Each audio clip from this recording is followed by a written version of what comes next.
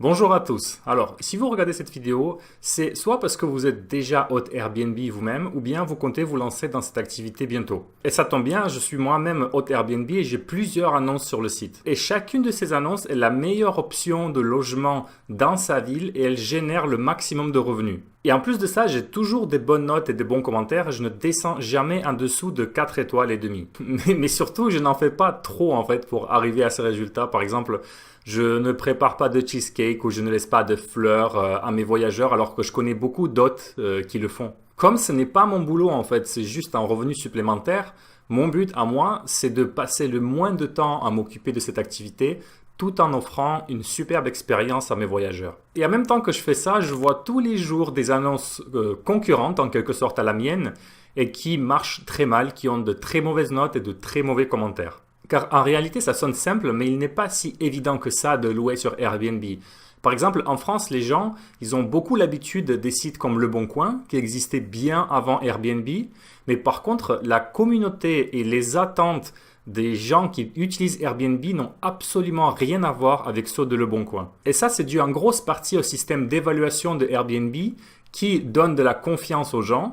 Et si certains viennent en fait louer sur Airbnb avec la mentalité de l'époque, avec la mentalité de Le Bon Coin, eh bien je peux vous dire qu'ils ne feront pas long feu sur la plateforme. Ils auront très vite des commentaires négatifs et rapidement plus personne ne voudra louer leur logement en fait. Alors dans cette vidéo, je vais vous parler des 12 pires erreurs commises par les mauvais hôtes Airbnb pour que vous puissiez les éviter. Je vais les faire dans l'ordre d'arrivée des voyageurs, donc en commençant par le moment où ils vous envoient la requête, la demande de réservation, jusqu'à leur séjour lui-même. Donc gardez bien en tête que ça, ce que je vais vous dire là, ce sont des choses qu'il ne faut pas faire. Donc en fait, c'est le minimum. C'est la base, c'est là où il faut commencer. Mais ça ne vous servira pas à être excellent dans votre activité Airbnb. Mais si vous voulez héberger plus de voyageurs et gagner encore plus d'argent pour être vraiment performant, dans ce cas, il y a d'autres choses qu'il faut faire, mais ça, je vous en parlerai à la fin de cette vidéo. Allons-y donc pour les 12 erreurs à ne pas commettre. Tout d'abord, ne pas répondre à toutes les requêtes ou ne pas répondre assez rapidement. En fait, si vous faites ça, cette statistique sera visible sur votre profil. Et moi, personnellement, quand je voyage, en fait, j'ignore complètement les profils qui n'ont pas un taux de réponse de 100% et en moins d'une heure. Et je sais que pour beaucoup de voyageurs, c'est la même chose. Ça veut simplement dire que ces hôtes ne sont pas complètement sérieux avec leur activité Airbnb et ça peut avoir une répercussion sur votre propre expérience en tant que voyageur. Le logement peut avoir des problèmes par exemple, la communication peut être mauvaise, il peut y avoir des retards, etc. Donc, pour éviter d'être un hôte comme ça, utilisez à tout prix l'application mobile Airbnb. Grâce à cette application, vous pourrez répondre instantanément à toutes les requêtes au moment où elles arrivent. Et pendant qu'on y est, je rajoute juste une petite blague sur un hôte à Berlin à qui j'ai écrit et qui m'a répondu un mois plus tard. Donc, voici la preuve ici en image. Il m'a répondu, il m'a demandé si j'étais toujours intéressé, donc j'ai été assez surpris, mais bon, comme on dit, mieux vaut tard que jamais. Ensuite, une autre erreur, c'est d'être mauvais en communication. Quand quelqu'un réserve votre logement, écrivez-leur tout de suite toutes les informations dont ils auront besoin et n'attendez pas à ce que ce soit eux qui viennent vers vous. Et aussi, soyez disponible pour toutes leurs questions. Si par exemple, après avoir réservé, ils vous écrivent en vous posant d'autres questions, par exemple des conseils sur des endroits à visiter, etc., eh bien, répondez-leur rapidement. Sinon, ça sonne comme, voilà, vous avez fait la réservation et après, vous n'êtes plus aussi sérieux.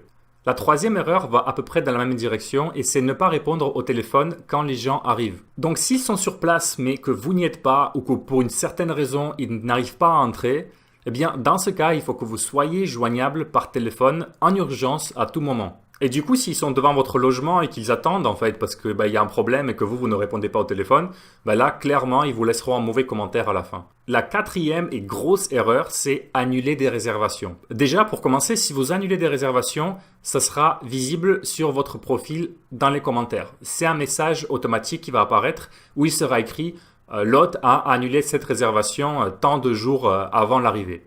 Donc non seulement ça donnera une mauvaise image à tous les autres voyageurs qui voudront réserver votre logement, mais en plus de ça, en fait, ça vous pénalisera dans les résultats de recherche Airbnb. Et c'est encore pire pour toutes les réservations qui ont été annulées mais qui ont été faites avec la réservation instantanée. Et si quand les voyageurs font la recherche sur Airbnb et votre annonce apparaît sur la deuxième page des résultats de recherche, là, je vous garantis que vous allez avoir beaucoup moins de réservations.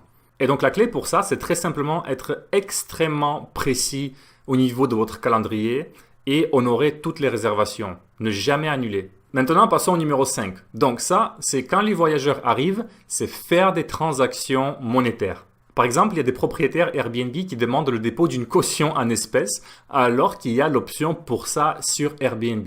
Il y a aussi des agences qui louent sur Airbnb et qui ensuite demandent aux voyageurs de payer les honoraires d'agence sur place en espèces. Et aussi, il y a des autres qui font payer les draps et les serviettes en plus, etc. Une fois, je suis allé chez quelqu'un par Airbnb à Paris, nous étions 3, et il nous a fait payer 15 € par personne pour les draps et les serviettes. Donc croyez-moi, ça c'est une des pires choses que vous pouvez faire sur Airbnb, même si vous le mentionnez clairement dans votre annonce. C'est pour ça que si jamais vous y avez pensé, je vous conseille d'oublier. Ça, c'est une mentalité à l'ancienne, de l'époque de Le Bon Coin, et plus personne ne fait ça, du moins pas les autres performants. D'ailleurs, si vous voulez, il y a plein d'options monétaires sur Airbnb, sur la plateforme même, pour tout type de choses que vous voulez facturer en plus. Maintenant, numéro 6, et si on reste dans tout ce qui est comportement à l'ancienne, celui-là, il concerne les états des lieux et la signature de tout type de contrat, papier, etc. Les voyageurs n'aiment pas tout ce tracas. Ils ne veulent pas se prendre la tête. Et honnêtement, pareil, comme pour le point précédent, plus personne ne fait ça, sauf ceux qui sont des hôtes vraiment mauvais. Et bien sûr, encore une fois, cet hôte dont je parlais au début, à Paris, lui nous l'a fait. Donc, on a visité l'appartement, on a regardé si tout allait bien, chaque recoin, etc. On a signé le papier, bref, c'était vraiment n'importe quoi. Il est important de comprendre qu'en fait, l'arrivée des voyageurs doit être la plus simple possible sans ce type d'obstacle. Et c'est pour ça qu'il y a un critère qui s'appelle arrivée sur Airbnb. Donc, le conseil ici, c'est réduisez au maximum le nombre d'étapes que les voyageurs doivent passer pour entrer et enfin commencer à profiter de votre logement. Maintenant, passons au numéro 7, une fois que les voyageurs se sont installés dans votre logement. Alors, cette erreur, c'est la plus évidente de tous et c'est louer un logement sale. La propreté est un des critères clés sur Airbnb et les voyageurs peuvent être dégoûtés par même des toutes petites saletés. Et personnellement, à force de louer, ça fait longtemps que je loue et je l'ai remarqué au début que, en fait, tout peut avoir l'air propre et là, il y a certains voyageurs qui décident de bouger le canapé.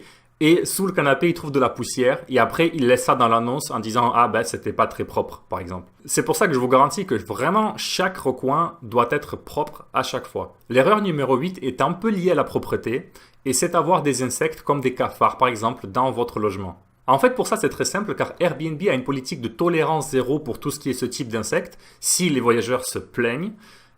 Si ça arrive, du coup, en fait, Airbnb peuvent suspendre votre logement pour une certaine durée. Donc, si vous avez ce problème, mettez toutes sortes de pièges pour que ça n'arrive plus et demandez au syndic à ce qu'il fasse le nécessaire dans l'immeuble. Passons au numéro 9 maintenant. Et celui-là, c'est ne pas mettre à disposition tous les équipements nécessaires. Tout ce qui est vraiment basique. Là, encore une fois, c'est toujours la même histoire avec cette hôte à Paris. En fait, il ne nous a pas laissé de papier toilette. Je ne sais pas si vous vous en rendez compte, mais là, pour le coup, il n'y en avait vraiment pas. Hein. C'est pas qu'on a mal cherché ou quoi, c'est que vraiment, il n'y en avait nulle part. Et on est resté que 2 jours. Et pour ces 2 jours, nous avions dû descendre dans la supérette, acheter un gros pack de papier toilette, rien que pour ça. Donc, il faut vraiment être un très très mauvais hôte pour oublier ça. Parce qu'il y a des choses qui sont nécessaires tout le temps. C'est vraiment des choses de base. Et tout le monde doit les avoir. Ce que je me rends compte, en fait, ce qui est assez drôle, c'est que les mauvais hôtes accumulent ce genre de petites erreurs. Comme ce monsieur de Paris, et c'est une vraie histoire, et tout ce que je vous raconte là, eh bien, beaucoup de ces erreurs, lui, il les a faites. Donc oui, bien sûr, en fait, son logement, il était très bien. D'ailleurs, il avait une vue sur la Tour Eiffel, et certainement, il s'est dit, eh bien, mon logement, il est tellement super que je le loue, les gens, ils n'ont qu'à être contents, et puis je ne fais plus aucun effort à part ça. Mais ça, c'est une très très mauvaise stratégie pour Airbnb, parce que je ne vous dis pas le commentaire que nous lui avons laissé. Et d'ailleurs, d'autres personnes lui ont laissé après aussi. Je ne sais pas du coup comment ça fonctionne pour lui maintenant. Ok, maintenant passons à l'erreur numéro 10. Et ça concerne les personnes qui louent des chambres dans leur logement. Et c'est ne pas laisser assez d'espace personnel. Bon, ça c'est un peu évident, dit comme ça. Et c'est vrai que Airbnb, à la base, il y a beaucoup cet aspect de rencontre, d'échange, etc. Mais il faut aussi se dire la vérité. Il y a beaucoup de gens qui prennent Airbnb simplement parce que c'est moins cher. Donc comprenez bien que tous vos voyageurs ne seront pas des jeunes extravertis qui voudront passer du temps avec vous, discuter, voire sortir avec vous, etc. Donc c'est pour ça que si vous louez des chambres dans votre logement, eh bien je vous conseille de changer, en fait, d'adapter un peu votre comportement à vous. Par exemple, passez moins de temps dans le salon ou la cuisine, c'est-à-dire les espaces communs, et passez plus de temps dans votre chambre ou dans votre bureau. En gros, soyez discret, quoi. Ce n'est pas toujours agréable pour tout le monde de se croiser et de devoir dire quelque chose, ah bonjour, comment ça va, etc., de faire semblant de vouloir se lancer dans une discussion, etc.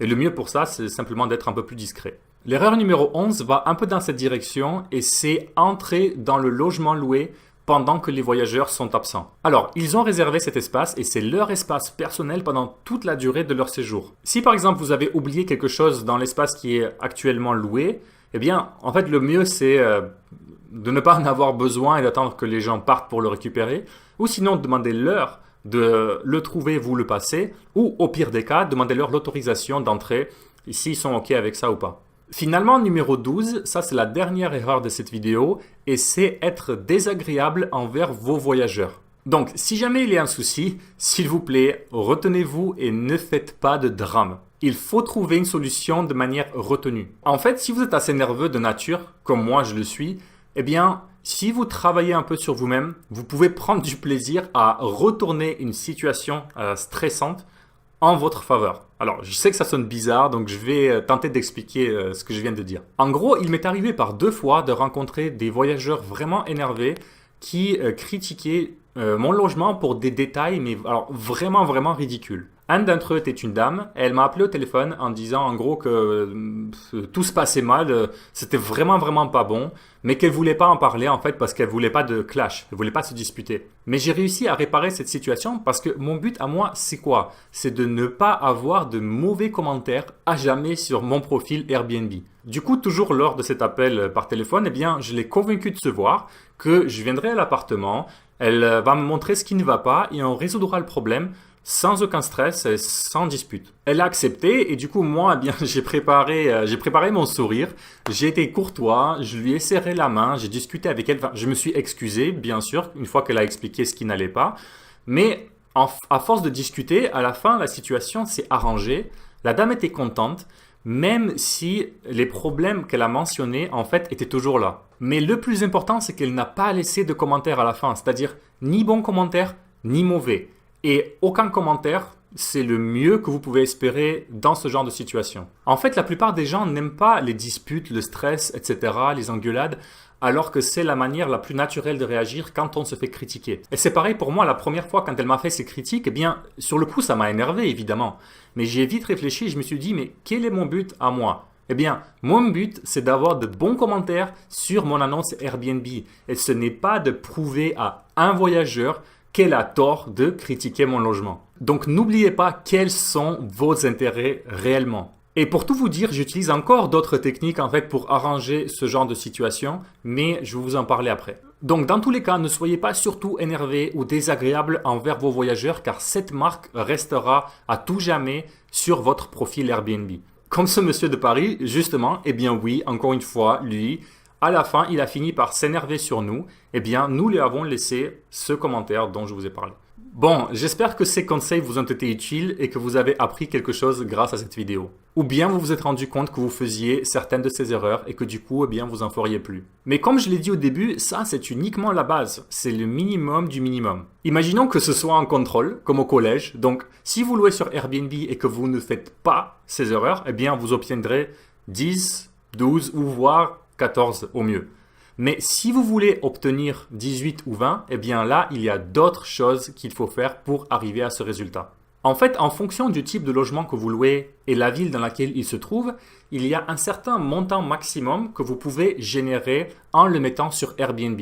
Et j'ai fait un cours sur Udemy en expliquant exactement qu'est-ce qu'il faut faire pour arriver à ce meilleur résultat possible et devenir la meilleure option de logement dans votre ville. C'est vraiment un très bon cours et il est très utile comme en témoignent les commentaires laissés par ceux qui l'ont déjà fini. D'ailleurs, j'avais d'abord fait ce cours en anglais et aujourd'hui, il est l'un des meilleurs cours sur la gestion Airbnb qu'on trouve sur Udemy et vous pouvez également voir les évaluations que les gens ont laissées à ce cours. Et maintenant, il est également disponible en français. Il est assez court, je vais droit au but pour vous donner les informations les plus importantes et ne pas vous faire perdre votre temps. Donc, vous prenez ce cours et au bout de 2 heures, vous saurez exactement ce qu'il faut faire pour être performant sur Airbnb et devenir la meilleure annonce de votre ville, comme c'est le cas pour toutes mes annonces. Pour chacun de mes logements, j'ai toujours reproduit exactement les mêmes techniques que j'explique dans ce cours et ça marche à chaque fois. Donc si vous voulez arriver au même résultat, je vous conseille de prendre mon cours sur Udemy et je suis certain à 100% que vous ne le regretterez pas. C'est un très bon retour sur investissement car en fait, comme vous allez le voir, le prix de ce cours sera couvert en moins d'une nuit de location. Donc si vous êtes intéressé, regardez la description de cette vidéo pour avoir le lien vers ce cours et j'espère vous voir à l'intérieur. À bientôt!